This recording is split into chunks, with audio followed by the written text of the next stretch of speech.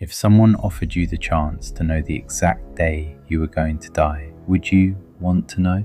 Most people say yes, until they actually do. 3 years ago, a website appeared online. No company behind it, no creator, no explanation. Just a black screen with one sentence. Enter your full name to see your death date. At first, people treated it like a joke, another creepy internet trend, something teenagers would dare each other to try at 2 in the morning. But then strange stories started appearing. A teenager in Chicago searched his name. The site gave him a date. 3 days later, he died in a car accident. A woman in Texas got a date 6 months away. She posted screenshots online, laughing about it. 5 months later, she collapsed during dinner from a brain aneurysm. Then it happened again and again and again. Soon the website became impossible to ignore. Millions of people visited it. Some laughed, some panicked, some became obsessed. But deep down, everyone wanted to know. My friend Ryan was one of them. Ryan loved mysteries, conspiracy theories, true crime, dark corners of the internet. He spent hours reading about hidden forums and strange disappearances. He once stayed awake for 30 hours straight trying to solve some internet puzzle nobody cared about. To him, the website wasn't scary, it was exciting. One night we were sitting in his apartment, eating cold pizza and watching videos about the site. Rain hit the windows outside. The room smelled like cheap coffee and cigarette smoke. Ryan suddenly muted the video and looked at me. "You want to try it?" I laughed immediately. "No chance. Come on, you don't actually believe this thing." "I don't know what I believe." Ryan grinned. "That means yes." I should have left right there. Instead, I stayed. Ryan opened the website. The screen was completely black. No ads, no links, no logo, just a blinking cursor. He typed his full name, Ryan Cooper. The screen froze for a second, then a date appeared, October 17th, 2026. Ryan stared at it, then laughed. "That's it? I've got years left." He leaned back into the couch, looking relieved, almost proud, like he had somehow beaten death. Then he looked at me. "Your turn." Something about the room suddenly felt colder. Every instinct in my body told me not to do it, but curiosity is a dangerous thing. Eventually, I moved closer to the laptop. My fingers hovered over the keyboard. Then I typed, Daniel Harper. The screen loaded. 1 second, 2, 3, then the date appeared, tomorrow. I remember my stomach dropping so hard it actually hurt. Ryan burst out laughing. "Okay, that's actually hilarious." But I couldn't laugh, because something inside me shifted the moment I saw that word, tomorrow. The rest of the night felt unreal. Every sound bothered me. The ticking clock on Ryan's wall suddenly sounded louder. Cars outside sounded dangerous. Even shadows looked wrong. I kept replaying the word in my head, tomorrow, tomorrow, tomorrow. At around 4 in the morning, Ryan finally noticed something was off. "Dude, you okay?" I forced a smile. "Yeah, I'm fine." But I wasn't, not even close. When I got home, I locked every door, checked every window twice, pulled the curtains shut. Then I sat in bed staring at my phone until sunrise. For the first time in my life, I became aware of every second passing. Every minute felt important, temporary, fragile. The next morning, I cancelled everything. Work, plans, calls. I told my boss I was sick, ignored my friends, turned my phone on silent. I kept telling myself the same thing. If I stay here, nothing can happen. Hours passed. Nothing happened. No accidents, no danger, no mysterious signs. Slowly, my breathing calmed down. Maybe Ryan was right. Maybe the website was fake. Maybe my brain was just overreacting.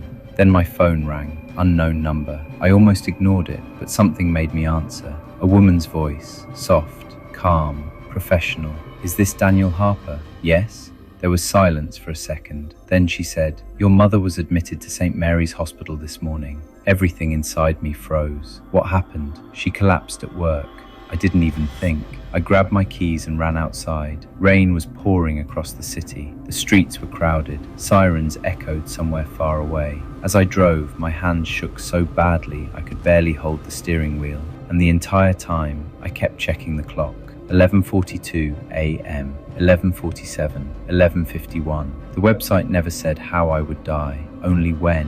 At a red light, I looked at my reflection in the mirror. I looked exhausted, pale, terrified, and suddenly I realized something. I wasn't thinking about my mother anymore. I was thinking about myself, about the date, about dying. That realization made me feel sick.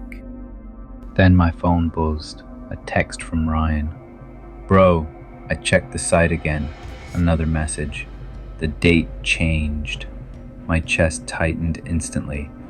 What do you mean? His answer came immediately. It changed to today. At that exact moment, a truck ran the red light and slammed into my car. Glass exploded everywhere, metal twisted.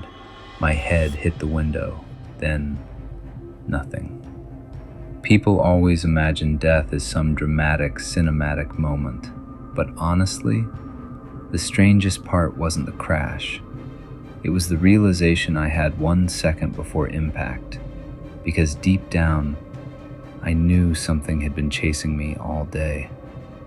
Not the truck, not fate, my fear. When I woke up 2 days later, I was in a hospital bed. Machines beeped beside me. My ribs felt like broken glass.